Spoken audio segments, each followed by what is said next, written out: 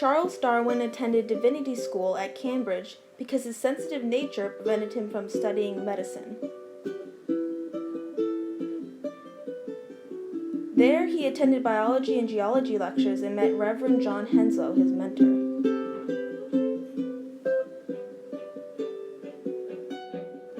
Henslow recommended him to serve without pay as the naturalist on the HMS Beagle for a 2-year trip that ended up becoming 5 years long. This trip would go around the southern hemisphere, where he would encounter forms of life different from those in his native England. Darwin accepted this job. During his travels, he began to contemplate the mystery of mysteries, the origin of new species. Darwin took with him Charles Lyell's Principles of Geology, which supported a theory of geological change proposed by James Hutton. In Hutton's theory, he explains that the Earth was subject to slow but continuous cycles of rock formation through erosion and uplift. Changes in weather causes this erosion.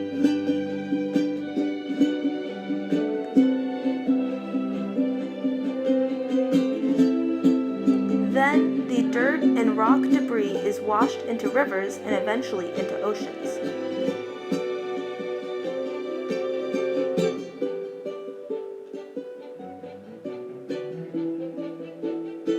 These loose sediments are deposited in thick layers, which eventually become sedimentary rocks that hold fossils. These rocks then are uplifted from below sea level to form islands.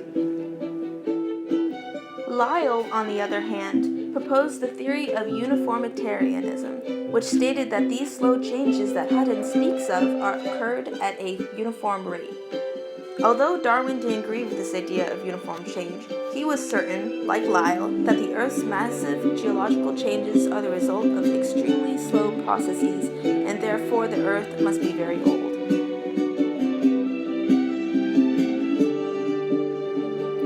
While exploring Argentina on his trip, Darwin saw raised beaches for great distances along the coast. Marine shells were left in the Andes, indicating that an earthquake caused the land to rise several feet above sea level, supporting Lyell's theory. On the east coast of South America, Darwin found the fossil remains of 2 extinct animals, the glyptodon, an armadillo-like animal the size of a small car, and a giant ground sloth, the smallest of which stood nearly 3 meters tall. These fossil remains indicated to Darwin that if the Earth really was very old, modification could occur over time and living forms could be descended from extinct forms known only in the fossil record. Biogeography is the study of the range and geographic distribution of life forms on Earth. Darwin studied the Patagonian hare in the grasslands of South America, which resembled rabbits but had the face of a guinea pig. He considered that these similarities were because the hare was adapted to the same type of environment as the rabbit, and the hare may share common descent with the guinea pigs. He also noticed that the greater ray, an ostrich-like bird, was found in the north of South America, while the lesser ray lived further south. From this, he reasoned that related species could be modified according to environmental differences. Darwin explored the Galapagos Islands, each of which he noticed had its own type of tortoise. Long-necked tortoises were found only in dry areas where food was scarce and where they needed their long necks to reach tall cacti. Short-necked tortoises inhabited moist regions with abundant ground foliage.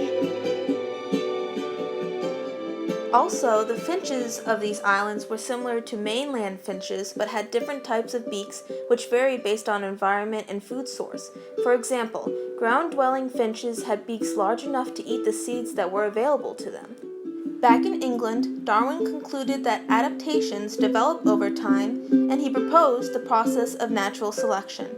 This concept suggests 4 steps to adaptation. First of all, members of a population have inheritable variations. Variations within a population of a species occur for a multitude of traits, many of which are inheritable.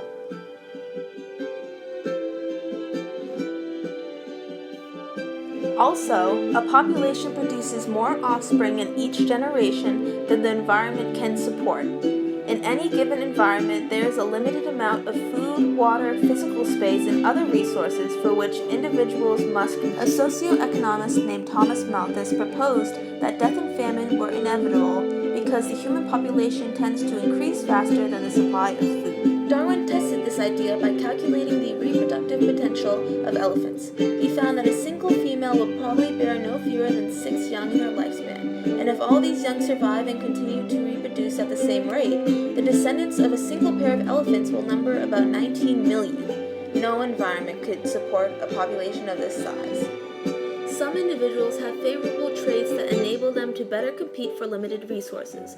These, quote, fitter individuals acquire more resources than individuals with less favorable traits and are able to have more offspring, a capability that Darwin calls differential reproductive success. What determines fitness varies for different populations. For example, western diamondback rattlesnakes living on lava flows are most fit if they are black in color because they match their background, enabling them to better capture prey and avoid being captured. The same applies to rattlesnakes of light coloring living on desert soil. Artificial selection is the process by which a breeder chooses which traits to perpetuate by choosing which animals and plants will reproduce. For example, prehistoric humans selected particular individual wolves with desirable traits for breeding, which over time created the many varieties of dogs we now have. Another result of artificial selection is how Chinese cabbage, Brussels sprouts, and kohlrabi all derive from the species Brassica oleracea. Natural selection can result in a population adapted to the local environment. An increasing proportion of individuals in each succeeding generation will have favorable characteristics suited to surviving and reproducing in that environment. An adaptation is a trait that helps organisms be more suited to their environment. Adaptations are especially recognizable when unrelated organisms living in a particular environment display similar characteristics. Due to differential reproduction, adaptive traits increase in each succeeding generation. When Darwin published his data supporting evolution by natural selection in his book On the Origin of Species, he challenged the idea that species were fixed and did not change. His hypothesis of evolution by natural selection explained how nature shapes variation in population. However, Darwin could not answer the question of how diversity arises in the first place. It was Gregor Mendel's work in 1900 that provided explanation of how new variation in populations could arise and be sustained. Over the last 150 years, there has been so much scientific support for Darwin's ideas that his hypothesis is now accepted as the theory of evolution by natural selection.